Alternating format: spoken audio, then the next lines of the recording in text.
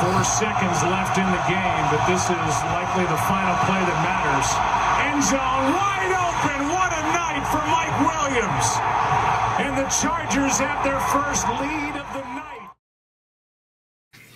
Hello, and welcome to another episode of ChargersCast. ChargersCast is a fan-based podcast for fans by fans. My name's Kirk Brewer. I'm your host. And as usual, I am joined by my buddies and die-hard Charger fans, friends to the podcast. This week, Brennan is back. Brennan from Chargers District. Welcome, my friend. We missed you last week.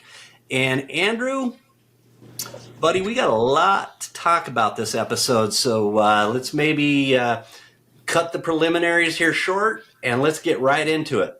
This podcast, we're going to be covering weeks 14 and 15. We're going to cover the Sunday night football game in Arrowhead against the Chiefs that we took the doink loss. And then we're going to roll into week 15 at home in SoFi against Baker Mayfield and the Tampa Bay Bucks. So let's jump into it, man. There's no easy way to do this. We took the W. It was a battle, like Andrew and I talked about last week. We knew this game was going to be a battle. It's a division game.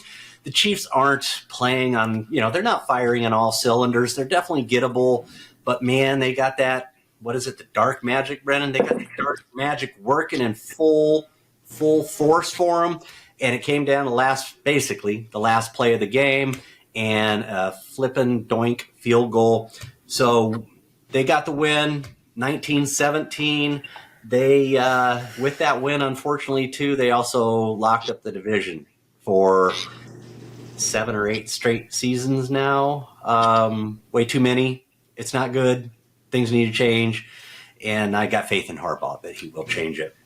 Let's cover some of the high-level stuff, guys. Here's kind of my not-so-quick high-level take on the game. I thought this was a game, while it wasn't a must-win, I thought it was one that we really wanted. We were motivated to win this game. Division rival. Chiefs have been winning division forever. Knock them off. Harbaugh sure as hell did not want to get swept by them, I think, this season. I think that, while he may not mention it, I doubt he wants to lose 2 games to the same team in the same season. And it's a division rival. They've been dominating division for years. I think it's 8. It might be more, but I think it's 8. So it was the division battle we expected. It's a close game, super competitive game, all in all. We'll get into the details of where it was and where it wasn't. And we lose on a last-minute field goal. In fact, I think I mentioned last podcast, Andrew, it's going to come down to a last-minute field goal. I mean, it's the Chiefs too, right? I mean, every one of their games has been ugly, and they're winning in the last minute. So throw in the fact that it's a division rival on top of it, kind of makes sense that it was going to come down to a late field goal. Just to kind of talk about how competitive it was. We had 288 yards of total offense. They had 298. 10 yards difference. Time of possession, we had 29 minutes. They had 31 minutes. It was a close game all the way through. Our defense, man, these guys are awesome. Even though they didn't hold up on that last drive. There's a theme with these guys. Bend, but don't break. Punts and field goals, very rare are they giving up touchdowns. They're not giving up touchdowns, but when you keep people to punts and field goals, that's how you have the number one defense in scoring, is you're not giving up a lot of touchdowns. And pretty much held that true this week too. They're clearly the strength of our team, and we talked about that last week too. Clearly, they're the strength of this 2024 Chargers. It was weird this week. The offense, they were consistent in the fact that they were inconsistent. Okay, so that they're being consistently inconsistent, but this week they mixed it up. Normally, we're getting out to a lead in the first half, and then we can't do shit in the second half. Pardon my French, but it's true. We can't do crap in the second half. They flipped the script this week. We couldn't do nothing in the first half. In fact, we got blanked 13-0 in the first half. And then we get it together. We scored on every possession in the second half. Another thing was kind of weird, and this wasn't in my notes, but I noticed it. There were only 3 possessions for each team in the second half. Wow. And there were like 6 for each team in the first half. It's kind of odd. I don't know if the referees just made the clock time change. That dark magic just quickly just jump. And then the last thing I'll kind of leave you guys with here, it's going back to last week. I took a few minutes at the end of the podcast to kind of summarize, after 12 weeks, we kind of know who the 2024 Chargers are. Well, this game fell right in line with who those 2024 Chargers are. Our defense is awesome. They keep us in every game. Our offense is inconsistent. And, we're missing a few really integral ingredients to be dominant on offense. We can compete, but we're inconsistent and we're not dominant. So that was kind of my high level is we know who this team is. Unless something magically changes, this is what we've got. Yeah, Kirk, you said it perfect. You really summarized that. Couldn't said it any better. When Justin Herbert can hit that deep ball 9 out of 10 times, to kind of say it in a lazy way, that's just one thing where I understand that I didn't lose any anger over that. I'm kind of like, my quarterback hits that every time. But it was just, that was kind of the thing. It was like the part that kind of takes you over the hump that we needed to execute in this game. We always kind of seem to fall short. And neither quarterback threw an interception. And this is the type of game that you go into knowing you got to have every single one of those. And when you don't, these are the kind of results that happen.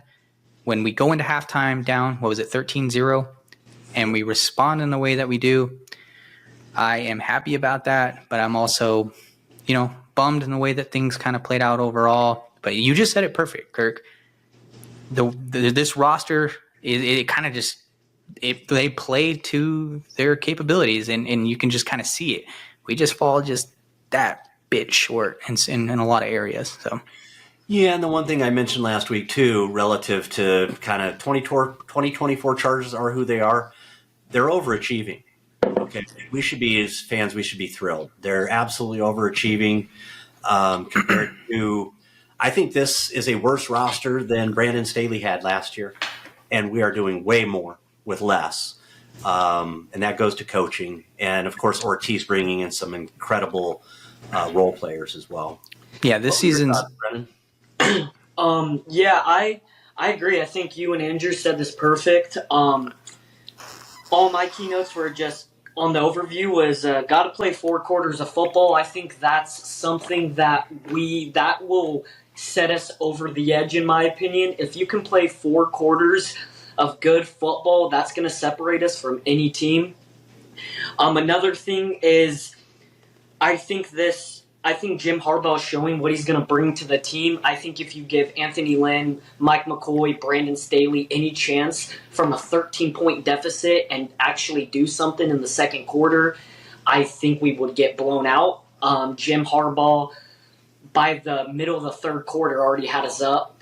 So I think that's pretty impressive. Whatever he said in the locker room worked.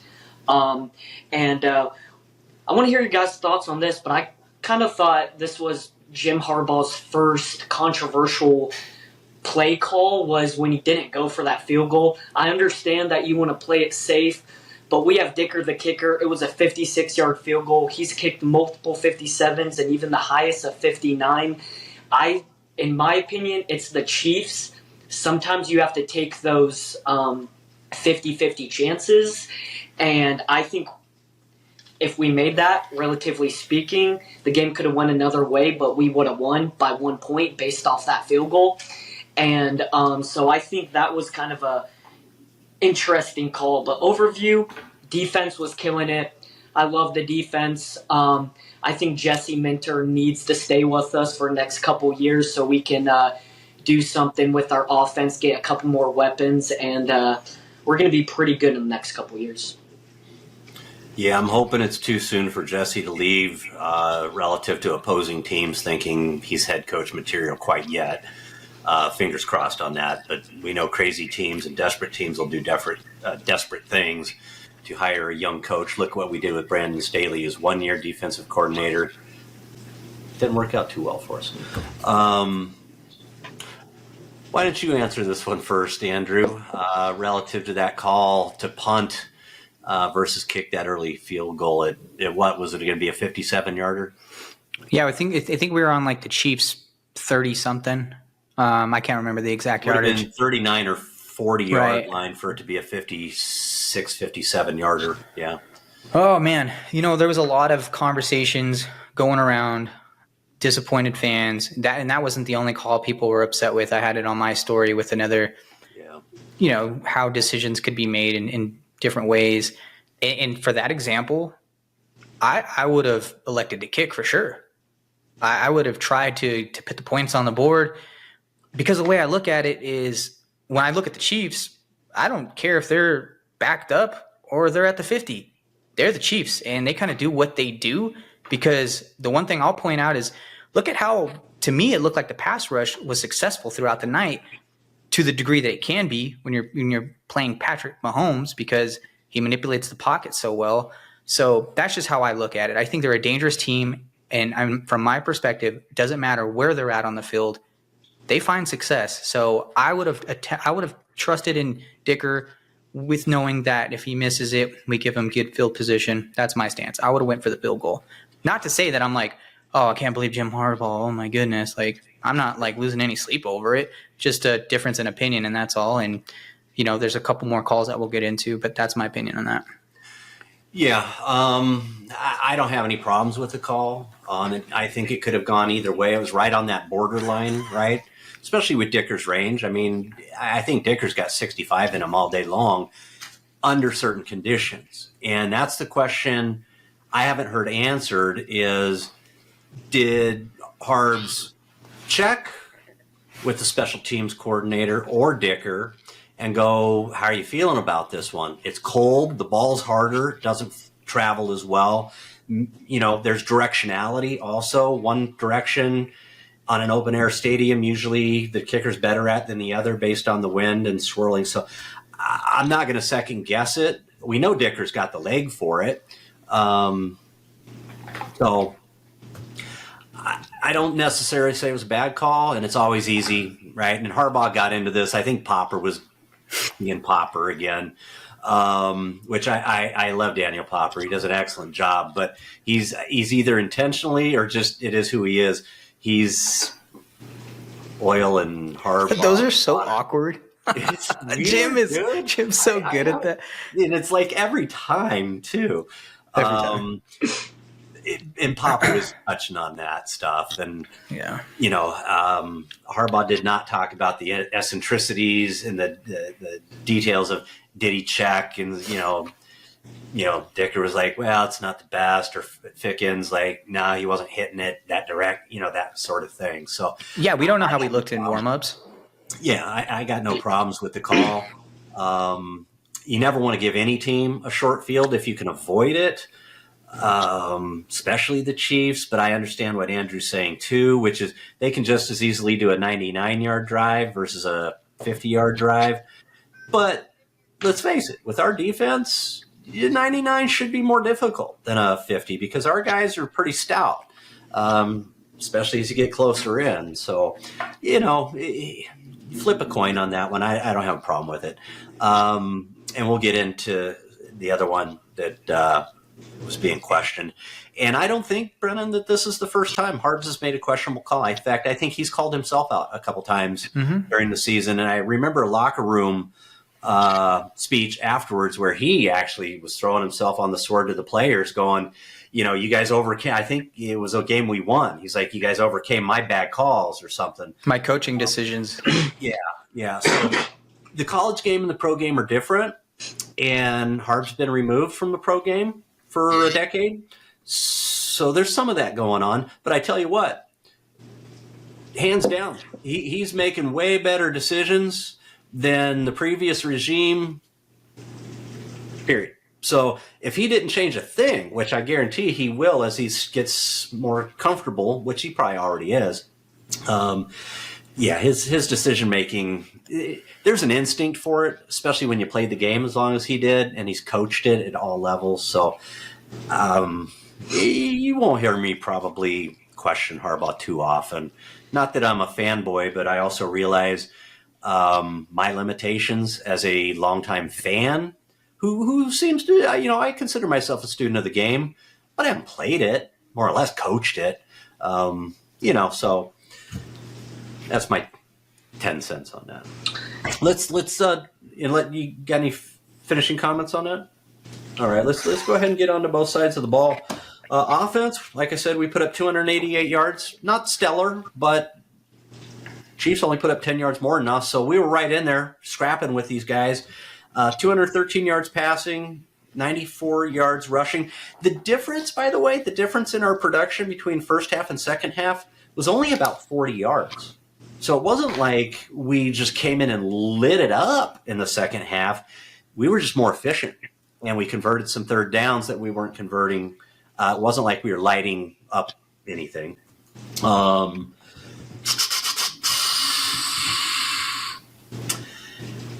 O-line, same issues there. We got 2 stud bookends, and then we're like a sieve in the middle. And love him or don't love him, Collinsworth is obviously a Chiefs fanboy. I mean, he's just kissing Major Chiefs butt all telecast. But he was pointing out that Trey Pipkins is still struggling even as a guard. It's obvious, and then Joe Alt's got to try and get over there and help him out a little bit. And, that's a rookie trying to do that and still do his job too. Miss JK, Miss Ladd. Nice to see Stone Smart step up a little bit with Disley going down. QJ took a hell of a hit and held on to the ball. He needs to get hit more because apparently when he's open, he can't hold on to it. So just get drilled so he gets that extra clutch on the ball or something. And Josh had a couple really good catches. Last but not least, we had a DJ Chark sighting. How about that? Week 14, we had a DJ Chark sighting, and he got 1 reception, his first reception of the season for 9 yards. That's all I got on the offense. Yeah. But we didn't get the job done. Too little, too late is my overall summary of the offense. Too little, too late. If we had just put up 3 more points in the first half instead of 0, that game's ours. Yeah, I agree. I think we're really missing JK a lot. I feel like he gets a good amount, like 50, 60 yards a game or most games that he played with us. And Kamani Vidal and Gus Edwards got pretty much the same thing combined. Gus Edwards got 36 yards, 1 TD, and 10 carries. However, he had 3.6 yards on average, which is, in my opinion, a really, really good thing. That's almost 4 yards. If you can run the ball for 4 yards each time, that's almost half the first down already. I think he is a really good goal line threat, just like on the Ravens. This is the second game in a row second game this season that he's gotten on the goal line and just ran through that whole D-line right for a touchdown. QJ really surprised me. It's funny you mentioned that, Kirk, because I was going to say he needs to get hit more.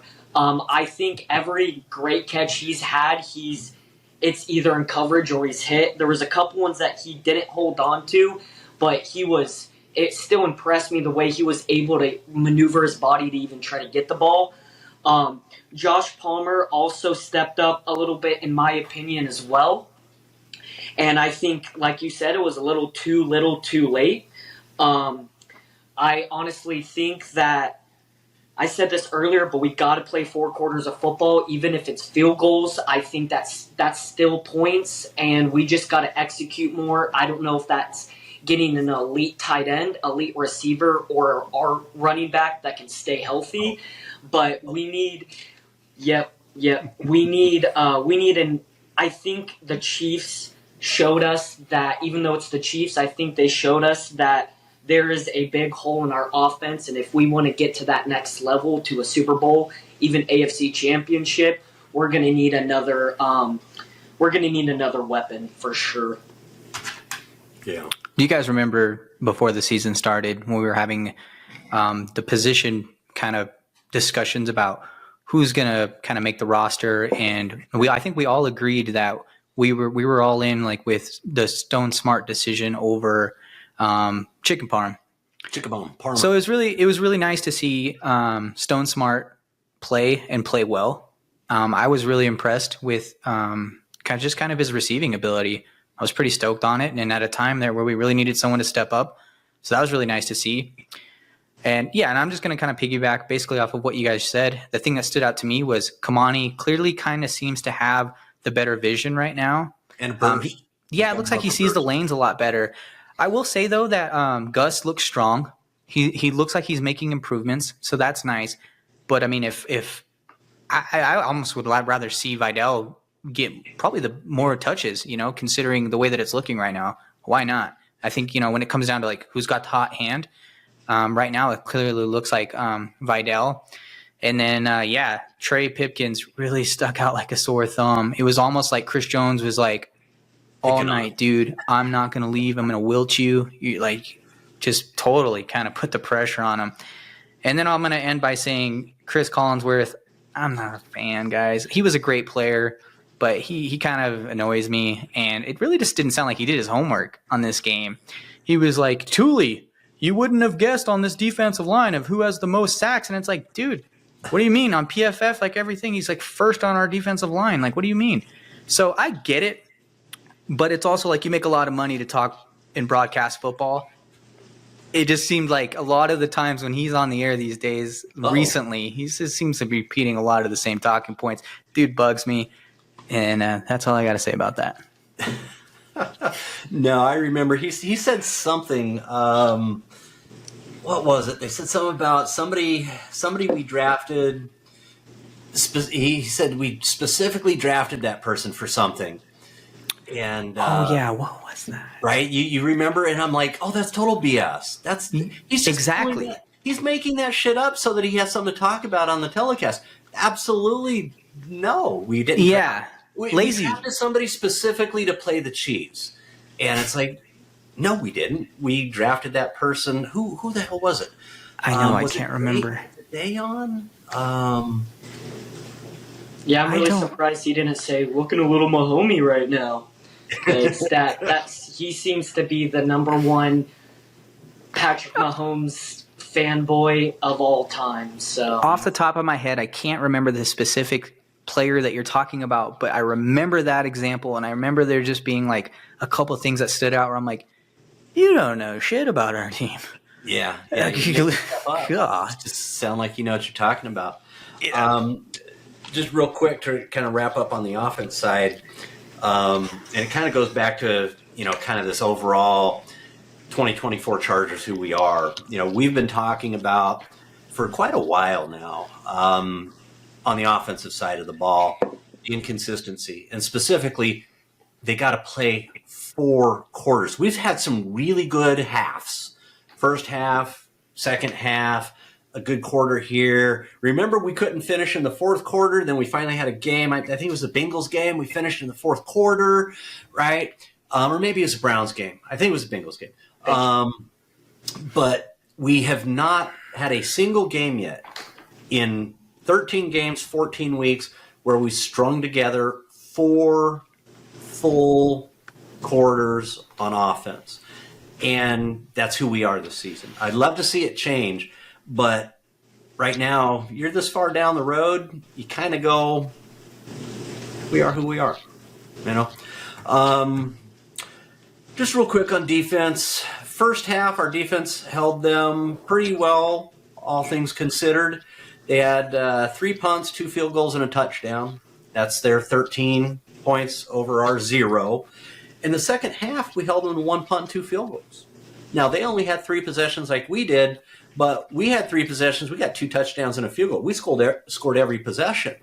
So, I mean, our defense Dude, our defense is awesome. And I suspect it's only going to get better as they tweak a couple, heading into 2025 and tweak a few more pieces of that puzzle. But their mentors got these guys playing awesome. We allowed 298 yards, like I said, 210 passing, 96 rushing. We had 3 sacks, and we only allowed 19 points against the Chiefs. I think we're averaging now about 15 points allowed. We only allowed 19. We should win those games. 19 points in the NFL? Are you kidding me? With Justin Herbert as your quarterback, we should win those games. They're consistent, man. Bend, don't break, and kind of, as I've come to call it, punts and field goals. That's our defense, punts and field goals. Limit the touchdowns, and we have a great chance of winning. So Denzel's presence was sorely missed. We did see Junior Colson. He was back. He got some reps. I saw him miss a couple tackles, so he's got some rust. But that's kind of my overall defense. Is they're on autopilot, man. It's a shame they couldn't have stopped the Chiefs on that last offensive play where Mahomes became Mahomes. Deion missed the tackle. And I don't know where Derwin was, but Kelsey's sitting there completely uncovered when Mahomes does his little juke on Deion for the first down. That's all I got to say. It's like really one play our defense was literally that was the play. One person I wanted to highlight on the defense that, me, I like highlighting players when I like giving them the flowers. It's every podcast. Just like to do that, but this guy's playing again like an all-pro, Derwin James. Oh, Derwin. I thought you were going to go Cam. I know. I was sitting here making the heart. I was like, you're going to say Cam Hart. All right. Every single podcast I say Cam Hart and Tarheeb Still. I will say that hit against, I think it was D-Hop, was probably the cleanest hit I've ever seen for one of our cornerbacks. I posted something. We got those guys 2 fifth-rounders, and they were only 4 picks away from each other. So the fact that we got 2 starting cornerbacks in the 5th round, 4 picks away from each other, I think that was a steal. But the reason why I want to say Derwin is because this year, honestly, he's been playing the way he should, but he hasn't, in my opinion, I might get a little heat, but he hasn't been playing like the vintage Derwin James that we know. But the last couple of games, he's gotten a sack, he's gotten an interception, a couple pass breakups. His coverage is amazing, good tackles.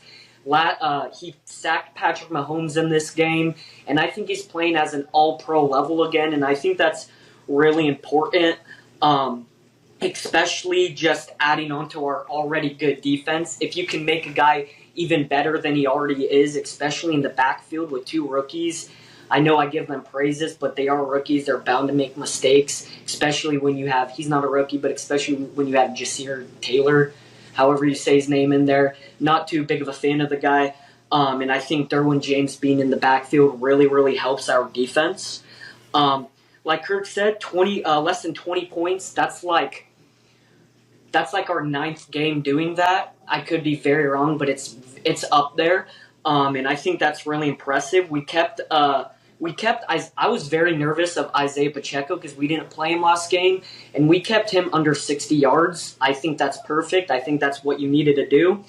However, we got 0 takeaways, but we got 3 total sacks. So I think the 3 total sacks, we're getting a lot of pressure, especially like Andrew said, Mahomes is a magician in the pocket. He just somehow is able to get out. So I think having 3 sacks is impressive. But I would have liked to see a takeaway. I know it's the Chiefs, but that's kind of what I had for the overall defense. Yeah, if we'd gotten 1 takeaway, it probably would have flipped the game. Mahomes isn't immune to throwing some balls up, especially when he's getting pressure.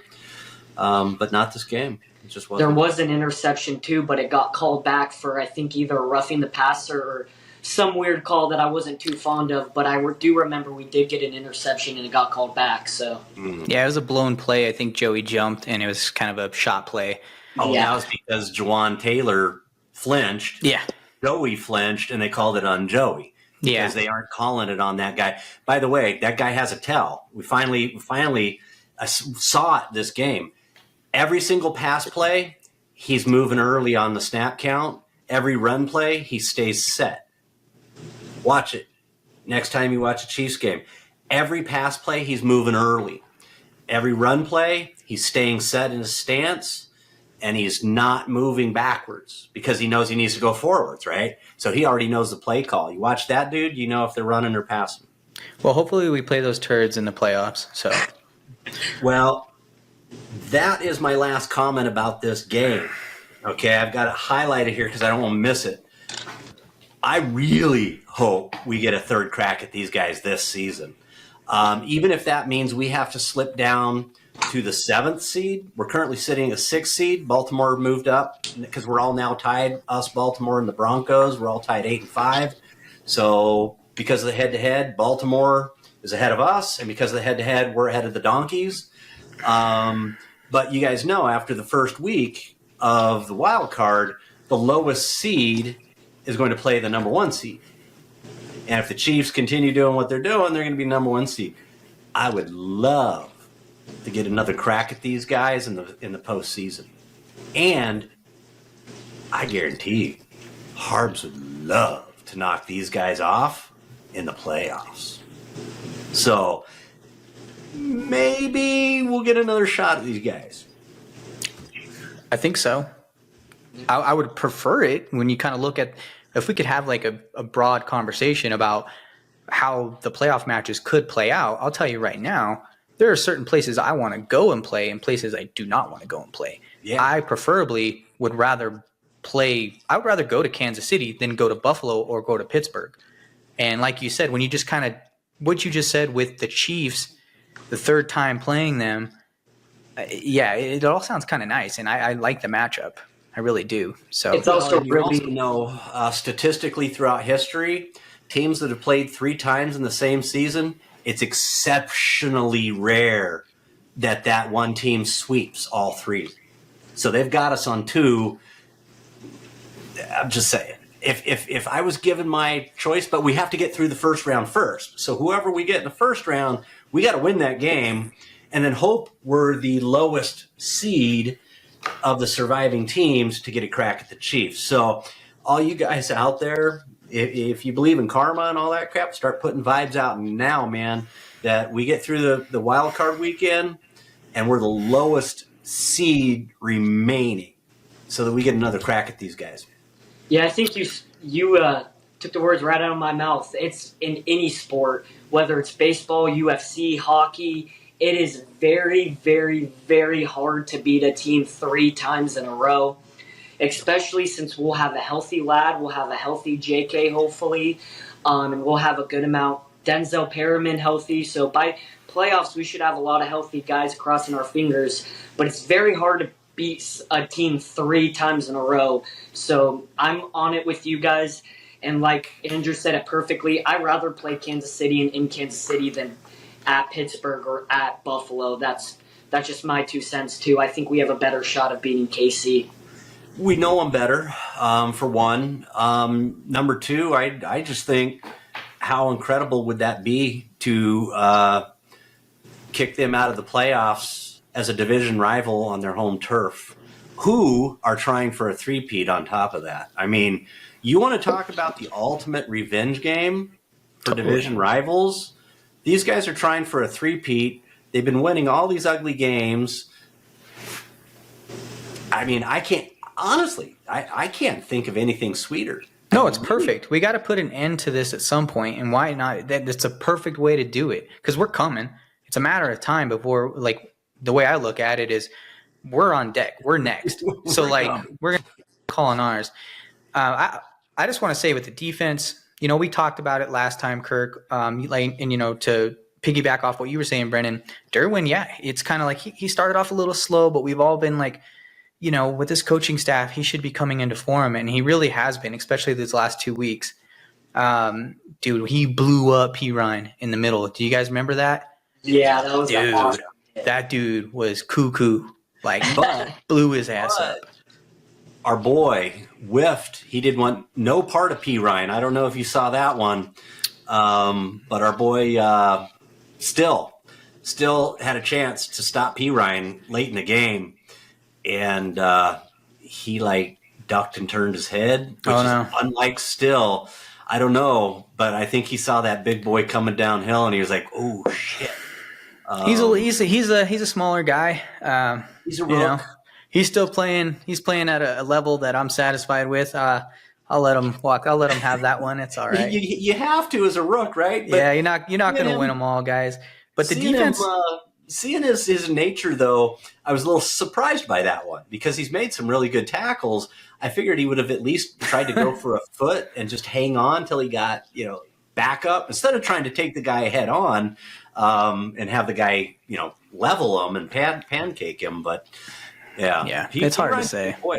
Yeah, the pressure looked good all night. I was pretty satisfied with how things were playing out, although it was I could tell it was awkward for the defensive front just because of Jawan Taylor and everything that the Chiefs were kind of doing and getting away with. Like, I mean, we could sit here and have the all night long they were holding. No, it's not productive. It is not productive, but it was a long night for the guys, but they played well. The pressure looked really nice. And then on the mic'd up episode, Derwin was the mic'd up guy, and it was really cool to watch because you got to kind of see Derwin play Kelsey in a majority of the game. He played the way that we kind of talked about. Man, physical, press him at the line. That's exactly what they were doing. And then there was a point where Kelsey was getting a push off on Derwin, and Derwin would be like, "Yo, ref, you not seeing this?" And then he would talk to Mentor like, "Yeah, he's pushing off you. Lean into that leverage, yada yada." And then you just kind of see Derwin on how he kind of rebuttals that. So it was a really cool chess match, and the Chiefs just were pretty slick in a lot of the way that they kind of, okay, you guys want to play zone? Well, they just adjusted very well. It was a really good chess match on both sides of the ball. But overall, was happy with the defense. Just, there's just always those couple plays that get the best of you. The Dayon thing that you mentioned earlier. Shoot, he does it to everybody. Maybe next time, dude. So, yeah, I'm happy with the way the guys played. Yeah, I mean, you have to be, and let's be their division rivals, but let's give them their just due. Absolutely. Andy Reid is an incredible coach. Okay, back in the day when we were parting ways with Norv Turner, it's like, why Reid was available? Why didn't we go get him? He's that good of a coach, and we didn't. And of course, the Chiefs did, and we've been paying the price ever since. But now we got Harbaugh, and it's all good. But also Spagnuolo, great defensive coordinator. These guys are coached very well, and it shows. That's why they've won 3 Super Bowls, and they're 2 in a row now, going for 3. And they've dominated our division for at least 8 years, I believe, now that they've won the division for 8 years straight. And I think that goes back to Alex Smith. Yep. So it's not just that Mahomes awesome. Okay, they beat us with Alex Smith, who was a great quarterback, but Mahomes is even better in so many different ways. So give them their kudos, but I would love to get a crack at these guys in the playoffs this year. Next year, whole nother animal. But this year, with this 2024 team, I'd like to get them in the playoffs. I like our chances if we get them in the playoffs. I think we're going to play spoiler. I think that's going to be a role we're going to play in the playoffs because it kind of does look like the stars are aligning with certain injuries and just, kind of just the overall health of the roster. I think there's a good opportunity that we can play a spoiler role. I don't think anyone here is like kind of confident going like, yeah, we're going to the Super Bowl. But I do think that like we might get 1 or 2 in there, and don't be surprised if we do. If you're thinking we're going to the Super Bowl, love you, but you might want to check yourself just a little bit. Like I said, this team is who they are, and they're already overachieving. Super Bowl's a fantasy. Love to see it come true, but keeping it real, yeah, I think we can knock a couple teams off. I think we can go further in the playoffs than people think, and I think we can take a couple people down with us. So that would be fun. This next matchup is like a really good example of a game that was kind of the Bucs remind me of some teams we're going to play in the playoffs, like really kind of fiery on offense, similar to the Bengals. So I think this is just another good team that is going to kind of give us a good look at what we might look like against some of those playoff teams. Well, and I appreciate you just teeing up the segue there, dude. Let's roll into this game. This is not a pushover game by any stretch of the imagination. All right. The Buccaneers are 7-6, and they're fighting for their division. Okay. I think they're right there with Atlanta, fighting to win that division. So it's not a foregone conclusion. They're one of the top offenses in the league. So here we go again. Okay. Offense, they're number 3. They're the 3rd offense in the league at 380 yards per game. They're 6th in passing, 8th in rushing. They're averaging 20 points per game, which is 5th in the league. Okay. So we're getting their strength that's going to be going up against our strength. I was a little surprised when I pulled those statistics. I'm like, holy smokes. I mean, I know they were putting up some yards, but 380 yards a game average over 13 games. Their defense, however, is 28th in the league. That's why they're 7-6. Okay, kind of like the Bengals, right? They're giving up 370 yards a game on average. They're 30th against the pass and 11th against the run. So kind of a little similar to last week, Andrew, where we were talking about when we started talking keys to the game, let's not be too concerned about a balanced attack. Let's go after their weakness and let Justin throw the ball. So hopefully we get Ladd back. We drill down on that here in a minute. But also, they're averaging 24 points per game allowed. They're 22nd in the league in points per allowed. We know who's number 1, right? So it's going to be strength on strength, and I guess technically weakness on weakness. That's kind of it, high level on this game. We drilled down on each side of the ball, but this isn't a pushover game, not by any stretch of the imagination. And Baker, that dude's a scrappy dude, man. I like Baker. I do too. He's a cool dude. Yeah. Yeah, I think that's actually a perfect segue into what I was going to say was I'm going to say Baker Mayfield's stats this year. Take him as you want. This is how I kind of see him. He has 3,329 passing yards, which is really, really good already by week 15. In my opinion, I think, especially with Mike Evans healthy again, he's going to air the ball out. So I think we got to watch with that. But as I've been saying, Tarheeb Still, Cam Hart, Derwin James, I think they're going to be able to contain him pretty well. He has 28 TDs, which is also really, really good. But like Kirk said, that can go against – we really don't give up any red zone TDs. It's knock on wood, but it's very, very rare that we do. Only to these high-powered offenses like these guys. So hopefully we can have a much better game against a high-powered offense. And then he does have 13 interceptions, however. So with those passing yards and TDs, you're going to get a good amount of turnovers. And honestly, we have top 3 defense in the league right now. I think he's going to be susceptible to our secondary, and I think he's going to throw a good amount of picks to us. I'm not saying a lot, but I think there is going to be a very good chance for us to get a couple turnovers from a couple deep balls that he's just chucking in the air, hoping that Mike Evans has his cornerback beat. And his QBR is 101.4. So the dude's playing lights out right now. Especially, like I said, with Mike Evans. He also has Sterling Shepard, who got about 63 yards last game. Sterling Shepard has always been that wide receiver 2, wide receiver 3 guy that can make some pretty good plays. So we got to be aware of him as well. And then the last person, Rashad White and Bucky Irvin. I think if we contain those 2 guys, those 2 RBs who have proved to be some heavy hitters on the run game, I think we'll be pretty good. It's kind of my 2 cents on this, on the offensive side, because like Kirk said, they're 28th ranked defense. I'm not too worried about our defense. I think the Chiefs game was a wake-up call because, again, this is another game that we didn't put up enough points 2 games in a row. I think G-Ro's going to make some adjustments. We're big G-Ro guys. I think he's going to be able to make some good adjustments and help out our offense. But the only thing I'm really worried about is their high-powered offense because they're dang good on their offense and they can score when they want. Yeah, they got a nice little tool set for Baker, without a doubt. Yeah, they've also got Chris Godwin. Well, I think he's out. He's injured still. A dude like still out? he got murked. When Justin was hurt and it was kind of the beginning of the season and the offense was kind of looking pretty stale, to say the least. I was looking at it, and that was when the Bucs were on fire. I was looking at this matchup and I was like, oh, this does not look good. Like, I do not think we match up well with these guys. But as the season has kind of progressed, I've gotten a little more confidence. And you said it really well, Brendan, when you mentioned he's playing really great, but he also has his flaws. He's coming off 2 back-to-back games, I believe, with 2 interceptions.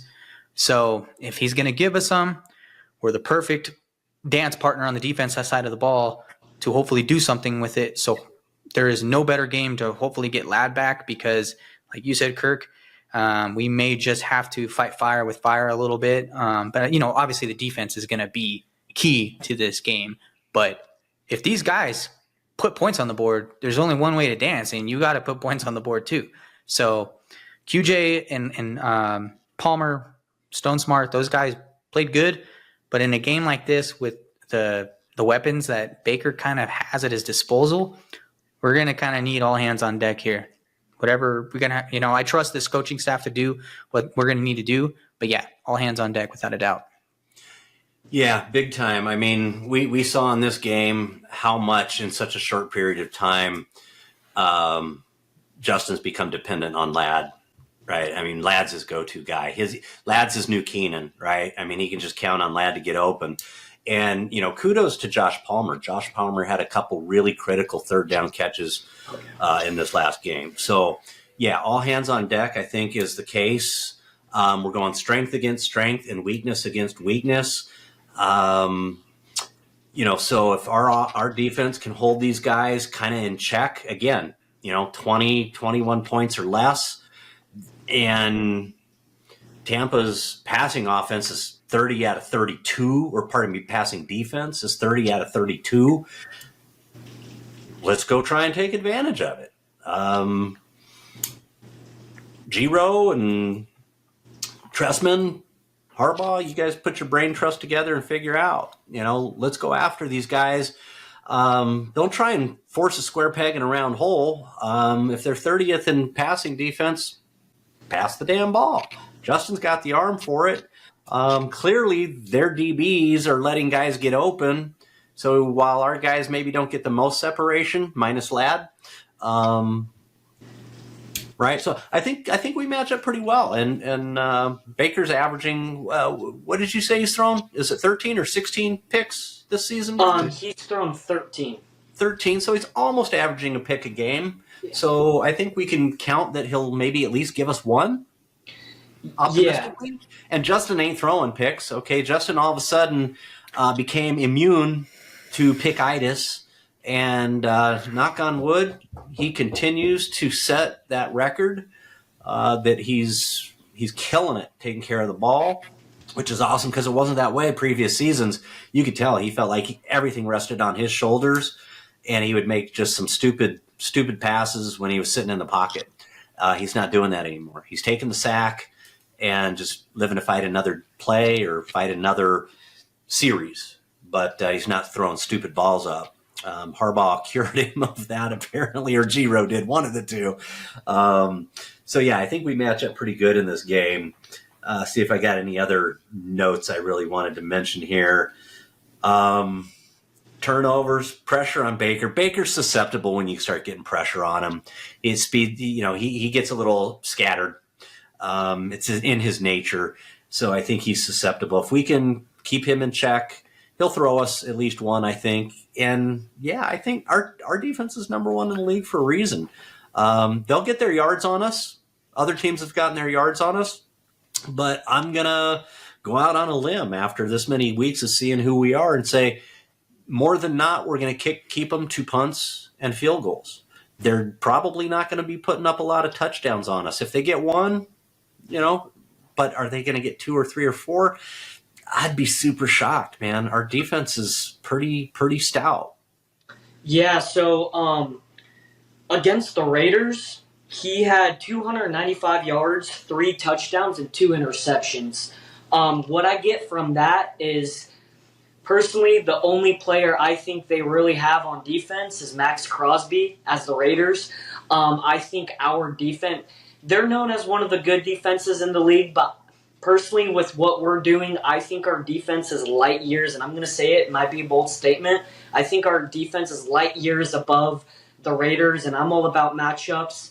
I'm not about the any given Sunday type of thing. I'm all about matchups, and your team's going to play like you have been all season. That's why you have the record you have, especially late in this season. I don't think one game you're going to switch up automatically. And if he tries that with us, this might be bold again, but I guarantee you he's not going to get 295 passing yards and 3 touchdowns. I think our edges are going to give it to him. Our cornerbacks are going to be locked down. And especially, I'm really big on Deion Henley. I know that last tackle sucked, but he had 6 tackles and 2 assists. He has over 100, more than 100 tackles this year. Pro Bowl, I think I'm very high on him as well. So I think our defense is going to be able, compared to the Raiders and other teams that don't have as good defenses at us, I think when they realize they're going to see our defense and how we're performing and they're not getting the yards and touchdowns that they usually do, I think they're going to start slowly crumbling, and that's when Justin Herbert's going to be able to fire away. Yeah. I love it, Brennan. Andrew, you mentioned last week we talked about Deion, and you made an analogy that I thought was very flattering today on he hasn't gotten to that category yet, but it looks like he could be on his way. And you mentioned Donnie Edwards. Yeah, you can't make them all. That was a big tackle he missed late in the game this last week, but I mean, he is essentially a rookie, right? I mean, don't ask me why Brandon Staley didn't play him last year, because he preferred Kenneth Murray and the old dude that played for the Vikings that's now playing for the Cowboys. What was his name? I don't even remember. Oh, I think it was Kyle Van Noy. No, Van Noy was a couple seasons ago. Okay. The guy from UCLA. Yeah. And he just did not mesh with our defense. He just, and that's why he was only one season and he's gone. Kendricks. Eric Kendricks. He was great in Minnesota. That guy got tackles. Like, his numbers are insane. But he's later in his career, and he wasn't fitting with our scheme. But nobody fit Brandon's scheme, apparently. So Deion's killing it. And to put him in the same breath as Donnie Edwards is lofty shoes for him to fill. And I hope he does. I mean, his tackle numbers are off the charts. I mean, I went back and looked after that podcast, Andrew. Go back and look at Donnie Edwards' numbers. There's seasons he's putting up 145, 150 tackles. Like season in and season out. A bad season for him was like 95 to 105 tackles. Yeah. That was like late in his career too. I said that based off of a graphic. Deion's on pace to so he was like in a statistical category where he was on pace to kind of play at no Charger linebacker has been playing at a pace, and I can't remember the specifics of it, but he was playing at a pace, I think with like per year, like when Donnie was with us. He's getting close to that, and that's what I was trying to refer to. Edwards was a tackling machine. I don't even think Sayal put up those numbers. And Sayal was a beast. Just crazy. But Donnie Edwards was literally he was a tackling machine. Yeah. And we had some good linebackers in our day. So I think, we can, special teams, you guys keep doing what you're doing. And I'm not going to fault Dicker for that last kickoff. They had a strategy. He missed it. He's human. And like Andrew said, whether they're starting at the 40 or they're starting at the 20, it's the Chiefs. So in the grand scheme of things, did that kickoff decide the game? I think the Doink decided the game way more than Dicker missing. They were trying to place it in the zone and make him run it back and try and stop him short of the 30. And he just kind of muffed the kick. Harbaugh said he kicked it a little too high on the ball. But our special teams has been playing good. We got a nice little return out of Double D. So, you guys just keep doing what you're doing. Hold down the fort. Well, right? Since we're on that conversation, some of the fans had a mix of opinions prior to kind of that kickoff with the decision of, I posted on my story where we we were in a position, I think we were at like 3rd and 15. 3rd and 16. Right, and we were the second one. We'd already converted 3rd and 16, and so we were in a position basically where a mistake could have take us out of field goal position, or we capitalize. And a lot of fans did not like the idea of hand off to Kamani Vidal for a couple yards, and he got like 7 or 8 on that. He basically cut it in half, and taking the conservative field goal. Some people were torn. So, what are your guys' thoughts? Do you think that a lot of people were kind of back and forth on that one? They were like, why run the ball? Be aggressive. That's why the Chiefs won the game. I understand both perspectives. I posted my opinion on that. But, there's fans that are definitely curious and might be in the comment section about this decision. What do you guys think? Well, that's why we get to be fans, right? That's right. Let me hear what you got, Brennan. I'm on that side of it. Justin Herbert has thrown 1 interception. If we want to beat the teams that are known to be giants, Herbert is Herbert. I say air the ball out as far as you can. Personally for me, my perspective of it was he got 7 or 8 yards, yeah, but what if we converted it? There was multiple times where he converted to Josh Palmer, Stone Smart, for a lot of those big yards, Quentin Johnston, a lot of 3rd and 10, 3rd and 16s that we already proved like 4 times that game that we can convert. And I think if you want to play with the big boys, you want to beat the giants of the AFC. For us, it's the Chiefs. I personally, for me, I would have aired it out.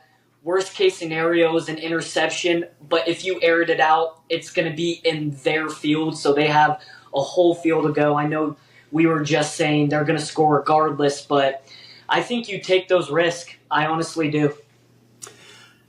All right, and that's a fair assessment. I mean, there's the old saying, "No guts, no glory," right? Yeah. Now, where were we on the field? That was going to be a long field goal, right? So say we throw it instead of run it to Kamani on 3rd down, and we get an incomplete. Okay, we don't get sacked. A sack would have taken us out of field goal range or made it a really, really long one. So couldn't have taken a sack there, which you don't want to do. You want to try and avoid the turnover because we have a chance to take the lead. Remember, we were down. This was going to put us in the lead, kicking a field goal. If we throw the ball and it's incomplete, well, there's about a minute more on the clock, give or take, between the rundown. Well, 30 to 45 seconds. Whereas if you run it, you get the clock running down more, take more time off the clock. When it comes to ensuring that you're going to take the lead and put the game in the hands of your strength, again, like I said, you're probably going to not hear me question Harbaugh too much. I mean, I wouldn't probably question him if he went for it either, though. What do you do, Coach? You're the coach. What do you do, Coach? That's the fun of this. It's like if you're putting me in the position that it's my decision to make, you guys probably won't like this, but I'm gonna take the sure points. I'm gonna run it, get what I can get, and I'm gonna take the field goal, and I'm gonna make the Chiefs beat me. I'm gonna take the lead in the game, and I'm gonna put the hands in Derwin James, put the game in the hands of Derwin James and Khalil Mack and Cam Hart and Molden and all those guys, and say, I know Patrick Mahomes has got his black magic working, but I'm going to put it in the hands of my strength.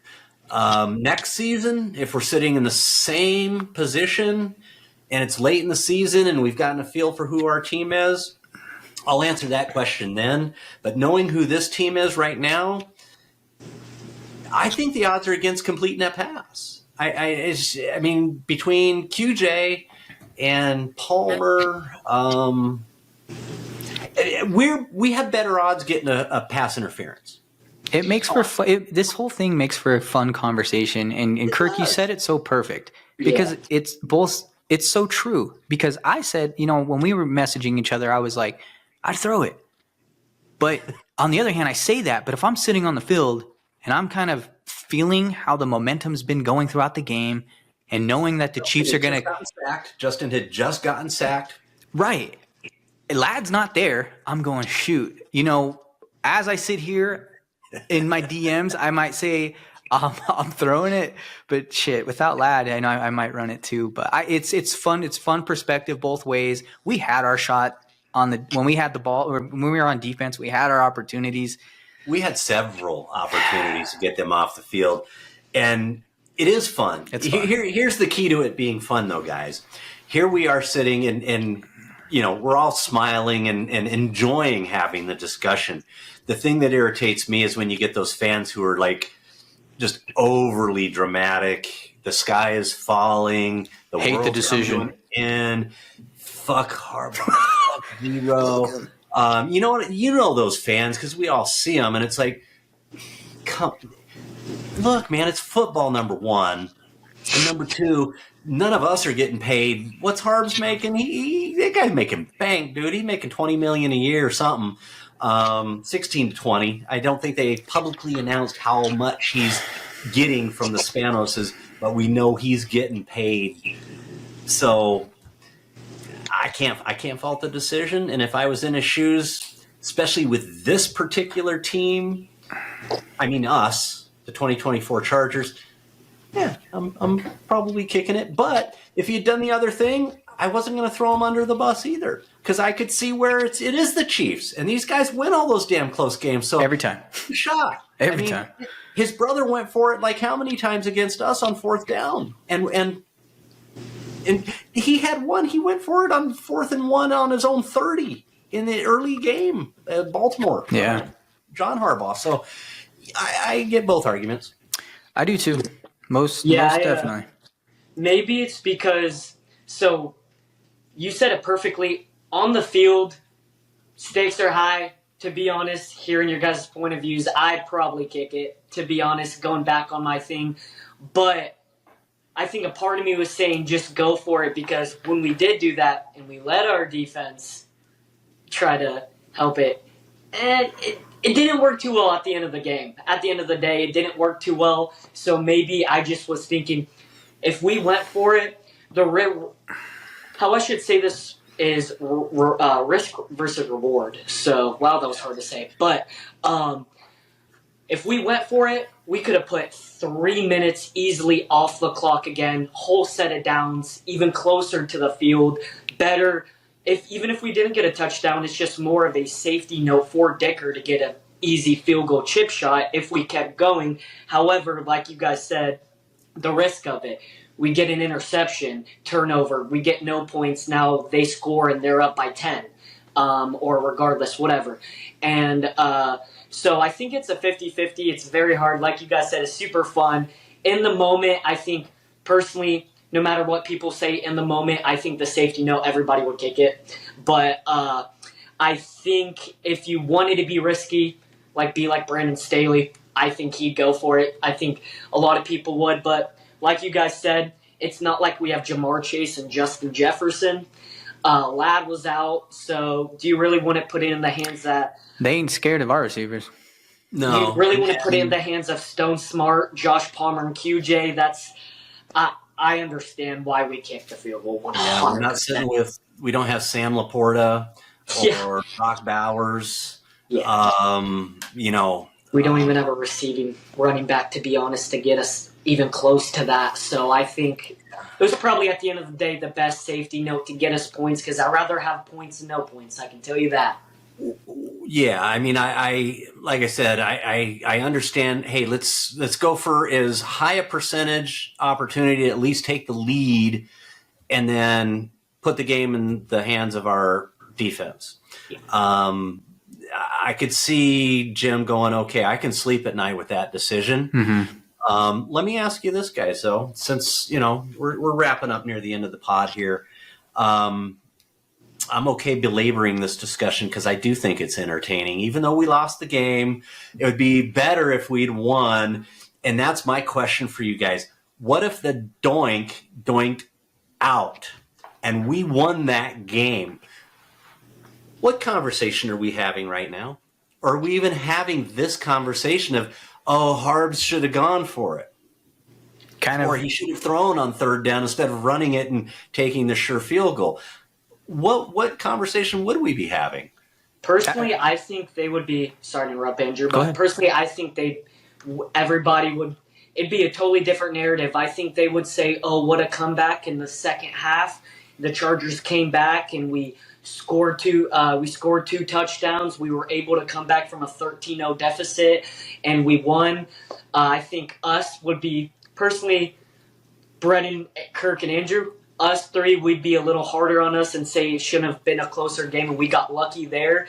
But I think it'd be a totally different narrative for other Bolt fans because we did come back from a 13-0 deficit. And if it doinked out, I think everybody, perspectives are always different. He's a genius. Yeah. Perspectives are always different when you win the game. There's a reason. I would be on my second beer right now. Congratulating ourselves on that win. Yeah, before we got on the pod, I was listening to the post presser with Jim, this morning, and that was kind of the theme with Popper's questions. He's like, "Yeah, well, if it would have went this way, things would have went that way. If I would have made this decision, that was the overall like shoulda, coulda, woulda, right? Well, if this would have played out, kind of what you just said, Kirk, like that was the thing that he was kind of basing a lot of his answers around. Like, are you like?" How do you feel about Dayon missing that tackle, basically, like pursuing Patrick? And it's like, I can't help but say this, like, who has Patrick not done that to? Yeah. Because he's done it every time. That's why he's wins. He's got Super Bowls. He gets everybody. I'm not saying he's the best quarterback in the world, but he's a good one. So some people are trying to anoint him above the legends, but keep your head up, Dayon. It's okay, man. Yeah. And that's what Harbs basically said is, no, man, Dayon, keep being Dayon. That's right. I'm not going to fault him. It happens to the best of us. It'd be different if it was like Spencer Rattler throwing to his tight end. Sure. It'd be different, but he tried to cover Patrick Mahomes and Travis Kelce's play. That's one of the, I hate to say it, but one of the best quarterback tight end duos in a long time.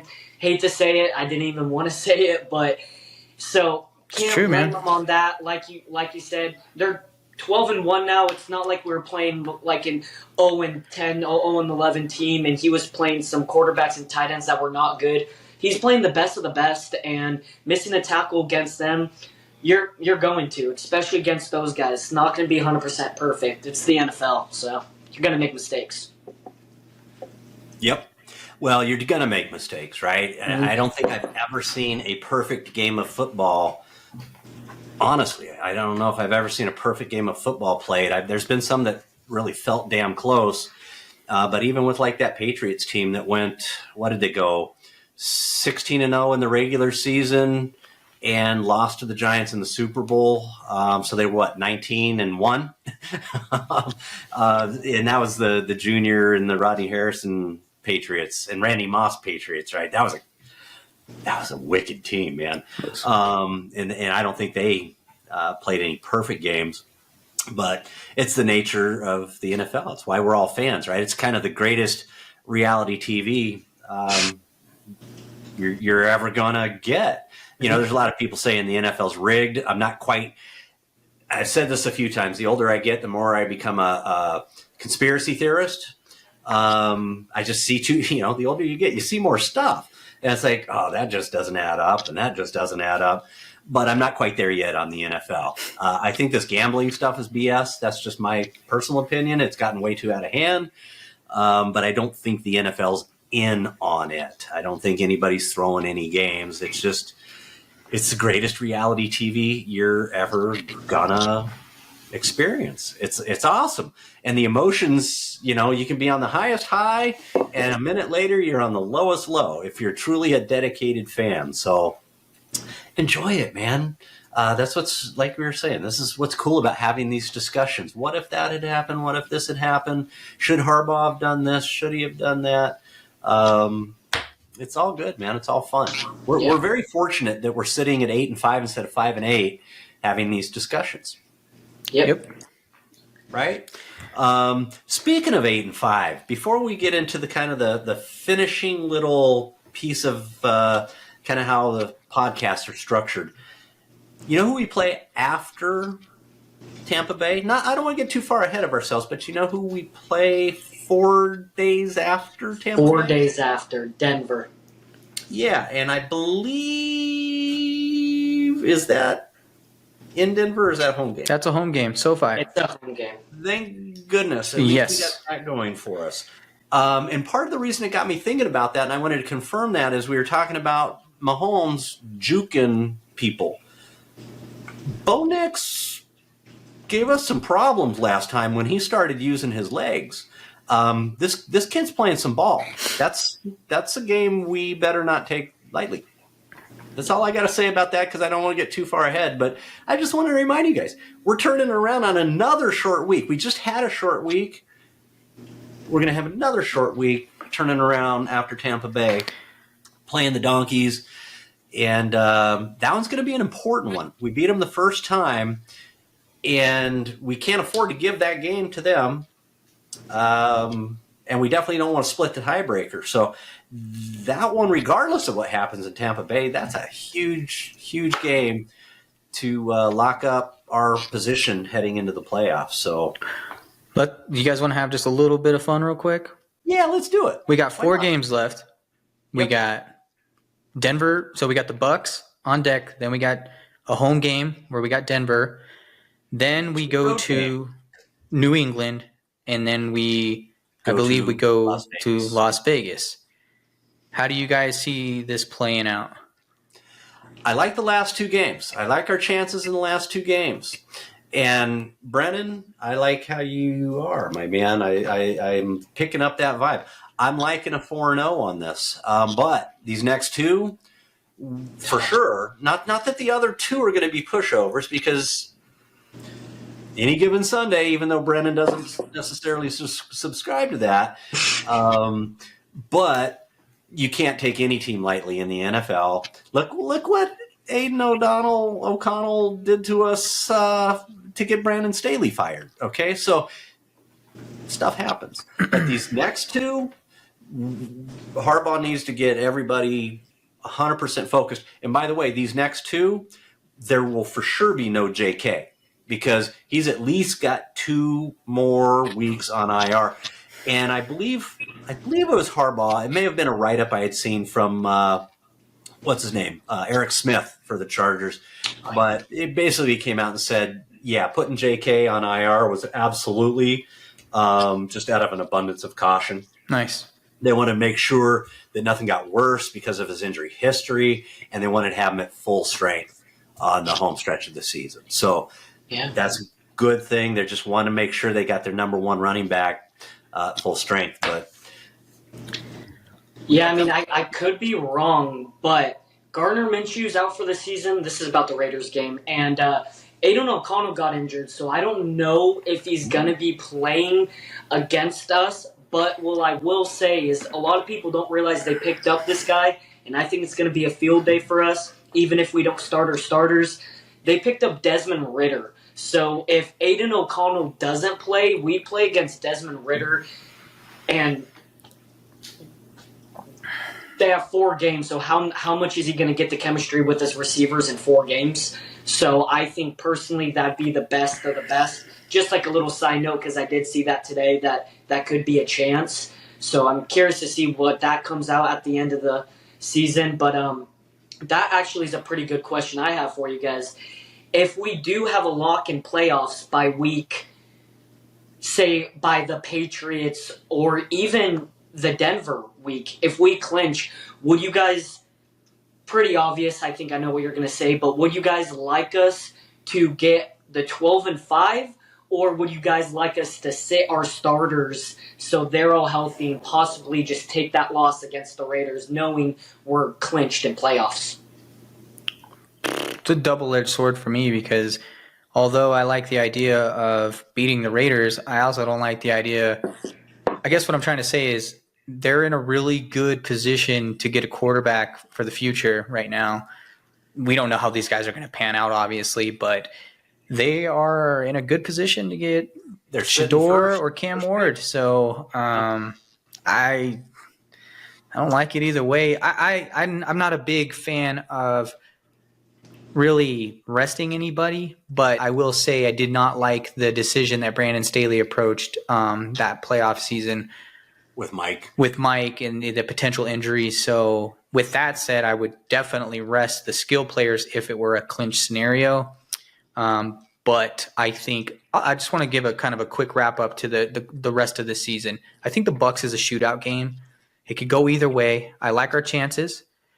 Now with Denver, the thing that sticks out with me is if Jesse Minter can give Patrick Mahomes fits with scheme, hopefully that's an area that we can kind of capitalize with him. But I'm not doubting his ability. They are a tough team. So those two matches are going to be but I do like our chances against the Raiders and the Patriots. So at the very least, we're going to end up, I believe we should have 10 wins and get to the postseason. But yeah, I would, if we clinched it, we're resting guys for sure. Couple points. I like the odds against Ritter if we did play him. I think Jesse will totally mess with his head. I think Bo Nix was an unknown commodity the first time we played him. I don't think that's the case anymore. And so I think Jesse Minter will have a scheme to address those issues. Not saying it's pushover, but I don't think you'll see a repeat of him doing what he did with us last time. I think Minter will go, okay, this guy's a gamer. I'm going to play games.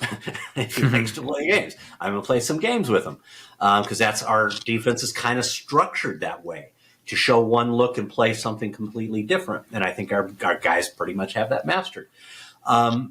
New England. Oh, and I'll finish up real quick. If we are clinched by the last game of the season, absolutely rest our guys up. I'm not always a fan of that. I think it's on a case by case. But in this particular case, I think we need as many, especially because our bye week was so early in the season, we need as many healthy bodies as we possibly can if we're going to get to at least the second round of the playoffs and have a crack at the Chiefs again. We got to get through the wild card round if we're going to have any chance at the Chiefs. And so we need, again, all hands on deck, as healthy as possible. So I would absolutely sit my guys. New England. They just released a guy by the name of KJ Osborne. I've never been a fan of the guy, but I don't know a whole lot about him. What do you guys know? He's a big wide receiver, is he not? He's a big boy. He's not a 5'9", 5'10" guy. He's a 6'2", 6'3"-ish guy. I don't know anything on him. I think he's in the middle of it. I know he bounced to New England. However, I know he wasn't the best. He wasn't wide receiver 2, but he was a solid wide receiver 3 in Minnesota. He was a solid wide receiver 3 in Minnesota back when Kirk Cousins played with them. Okay. Honestly, with our receivers, I think that'd be a good one. I don't want to get away from your question, but we just did sign a former second-rounder named Laviska Shenault. So I think who our guy knows. Personally, yep. So personally, I think keep KJ off our team and keep him in, but that's all I know from KJ. He's definitely not a receiver 1 or 2 by any means, but he can make some catches for sure. So Rager is much more of a, and Rager hasn't broken, the top 3. But if you're going to take guys that we kind of pulled off the scrap heap, so to speak, Rager's got much more of a chance of being in wide receiver 1 than Osborne. Is kind of what I'm hearing. Yes, I saw that one catch on the sideline that Rager made a couple weeks ago. You guys remember? I don't see KJ making that. I know I'm not a KJ Osborne expert, but I've seen him play a couple times, and I don't think he would make a direct impact on our team. So it's just whether he's going to make a direct impact, in my opinion, or not. If we sign him, he might be like a DJ Chark and barely play, maybe 1 or 2 snaps, but who knows? Also, on the other side of it, our receivers are also not the best compared to other receivers, so who knows? Might as well give it a shot. Harbaugh can do some good things with some players that weren't good, and now they are good on our team. So I don't know anything about KJ Osborne, but I know our team's got a thing for wide receiver threes, but I'm more in favor for giving DJ Shark more opportunities. That's where I stand. The only reason why I know is because before he went to New England, we were looking at, before the trade deadline, KJ Osborne and the Chargers were this close to making a deal. So if we can pick him up in the wire for cheaper, in the waiver wire for cheaper, I say go for it. If they pursued him that much in the trade deadline. Personally, to me, I trust Harbaugh. I trust Joe Ortiz. They saw something in him, so maybe that'd be interesting to get him in. But we also, on the other side, didn't sign him for a reason, so I'm not sure what was going on there. But I say keep everybody and give Laviska Shenault a chance, because why sign him and then sign another guy and not give him a chance? Right. So, yeah. Real quick, just to kind of wrap this up, and then we'll head towards the tail end of the pod here. We're running a little bit longer. The guy's numbers aren't bad. His first season, well, actually, I guess his first season technically was 2020. It doesn't look like he even got any real reps, but 2021 he had 50 receptions. 2022 he had 60 receptions. 2023 only 48, and this year with New England he's only gotten 7. Yeah. So he's had a huge drop off since he got to New England. Maybe that's an issue with New England. But otherwise, the guy's put up basically, he's a wide receiver 2-3, right? Getting about 50 receptions. He's a compliment guy. I don't know if our guys go out and get him after they just got the guy from Seattle. And, our wide receivers coach, Sanjay Lal, knows this guy. So I'm assuming he put in a good word for him. So who knows what we got there. You can't have too many bodies. It's like everything else, right? If you get too much going on, you can't focus on anything. So I don't necessarily know if you keep adding bodies until you maybe do some subtraction first. You don't want too many guys in that room. So, and by the way, we still got Rice somewhere. I don't know what's happening with him, man. Based off what Jim Harbaugh said with the whole DJ Chark and development, he's going to play the best guys. I'm assuming he's going to take another year or two. There's a reason why we drafted him so late. I thought they put him on IR though. Is he on IR? Yeah. Is he still on IR? I don't know if he's still, but I think he is. No, I'm pretty sure he is. Okay. They might have done that because if you put him on, they'd get rid of him. Like, all right, dude. well, no. If you put him on the practice squad, other teams can go get him. Oh, maybe. But if he's on the active roster and then you put him on IR, I don't think he can be had. So That's that might have been smart. a little shrewd. Yeah. Hey, this is a guy we've got high hopes for, but he's still developmental. I could be wrong about that, but I don't think so. I think if he's on the active roster and then you put him on IR, he's yours. He's under contract. He's yours, and no one can go claim him as long as he's under contract. But you throw him to the practice squad, another team can go claim him. So, and you don't. That's the thing that's weird about practice squad is you don't get like first right of refusal, right? You got a guy on a practice squad, other team wants to get him. You don't have a chance to go. No, I'm going to move him up. It's like, nope, he's on the practice squad. They can come take him from you. Yeah. So you have to be careful who you put on the practice squad. Any last words before we get into kind of just the last couple housekeeping items? Nope. All right, let's do it. It's been a lively discussion this week. I knew it was going to be, so I told you guys, bring your A games, man. Real quick, let's go over records. Chiefs are now 12-1. I can't believe these guys are 12-1. It's an ugliest 12-1 I think I've ever seen in my lifetime of being a football fan. And one of the ugliest ones, it was against us with the doink. The week before that, the Raiders raided. And absolutely they're in field goal position to do to the Chiefs what the Chiefs do to everybody else. And they muff the snap. The quarterback wasn't even ready for it, hits him in the chest, and the Chiefs recover. Supposedly it was a false start that should have been whistled dead and supposedly was whistled dead. But the refs are like, yeah, no, this is the Chiefs. We're going to call that an illegal motion. And, all hail the mighty Patrick Mahomes, and the Chiefs get the win. So ugly 12-1, man. God, I want to see these guys in the playoffs really bad. The Chargers 8-5, as we know. We're now sitting a 6th seed because tiebreakers. Baltimore's ahead of us. The Donkeys are 8-5. They're sitting a 7th seed because of tiebreaker.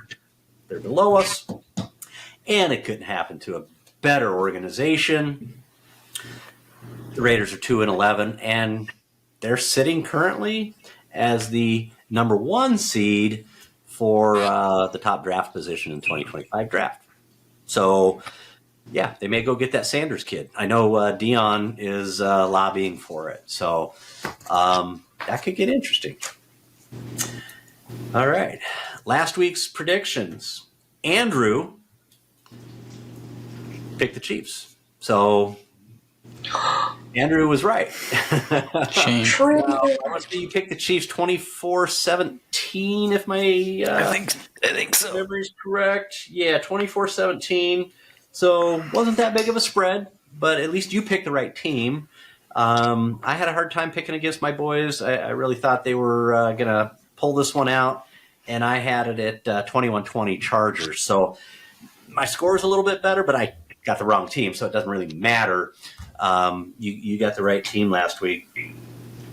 I'm sorry. I'm sorry you did. Me too. So no real prizes on that one, but at least you picked the right team. So what are you guys feeling this week? Anybody want to give us their game predictions first here against the Bucs? I'll go. I think it's going to be a close one. I just do. I think that as much as I have faith in Jesse Minter and our defense, I just got this feeling about the Bucs. They're going to be tough, whether they give us opportunities or they don't. I'm going to ride with a 2017 victory for the Chargers. I hope we can pull that off. I hope our defense can keep those guys to 17. Yeah. As we talked, they got a high-powered offense, but I like it. Yeah, it's mostly based off of, I just don't know how much of our offense is going to be able to kind of convert a lot of the big situations. So that 20 score comes from field goals. Gotcha. You or me, Brennan? You got the honors as if you want them. I'll go. I think mine is a little as same as Andrew. I think it's going to be very close. I'm saying 24-21. I say we get 3 touchdowns and a field goal, and because I feel like we always get at least 1 field goal. I don't think there's been one game where we just scored all touchdowns. I could be very, very wrong, but it seems like we always get at least 1 field goal. And I know they're going to score. I just know they will, but I think it's going to be 24-21 Chargers. Gotcha. And you were 21. What were you again, Andrew? 2017 Chargers. 2017. That's right. Close game. I'm right there with you guys. I think we can take these guys down. I think we can put up enough offense against their relatively weak defense, and I think our defense can, they can keep their high-powered offense in control. So I'm a little on the higher end than you guys. I'm at 28-24 Chargers. I think we can get 28 on the board. I think we are capable. I don't think we're going to put 4 full quarters of football together. That would be an anomaly. It'd be the first time this season that we played, but maybe we can do 3 quarters. How about that? I'll take 3 good quarters. I think that'll be enough because our defense can play 4. So, any last words? All right, gentlemen. Thanks once again hanging out with me, talking about our Chargers. I love it. It's great discussions on all kinds of topics. You guys out there, that's it for another episode of ChargersCast. We are for fans, by fans, diehard Chargers fans. Brennan, Andrew, myself. That's why we're here doing it. We just love talking about the Chargers. If you guys haven't done so already, go check these guys out on Instagram. Brennan's at Chargers District. Andrew's at Bolt Casa. And you can find us here at ChargersCast. Imagine that. And check it out. Give us some comments if there's anything we've said here that you guys don't agree with, or you do agree with it. love to get your comments, man. We don't get enough of them, so I'd love to hear your take on these points as well. And with that, let's wrap it up, gentlemen. You know the drill. Who's got it better than us? Nobody. Buddy. All right. We'll see you guys next week. Go Chargers. The Chargers. Bolt up. Herbert stops, launches deep. Jalen Guyton, he's got it! Touchdown Chargers! What a throw! Hi, I'm Kirk Brewer, the creator and host of ChargersCast. I just wanted to say thank you so much for tuning in to another episode of ChargersCast. We really appreciate you engaging with the podcast. When I created ChargersCast, it was intended to be a podcast about everything Los Angeles Chargers from a fan perspective. It's by fans and for fans. So it's for you, and we really appreciate you being here. If you haven't done so already, please go down below, leave a comment, give us some feedback. We really love to hear from you. And if you haven't done so already, please subscribe and click the little bell so that you get notifications when new content drops. Again, thank you so much for tuning in to ChargersCast. And who's got it better than us? Nobody.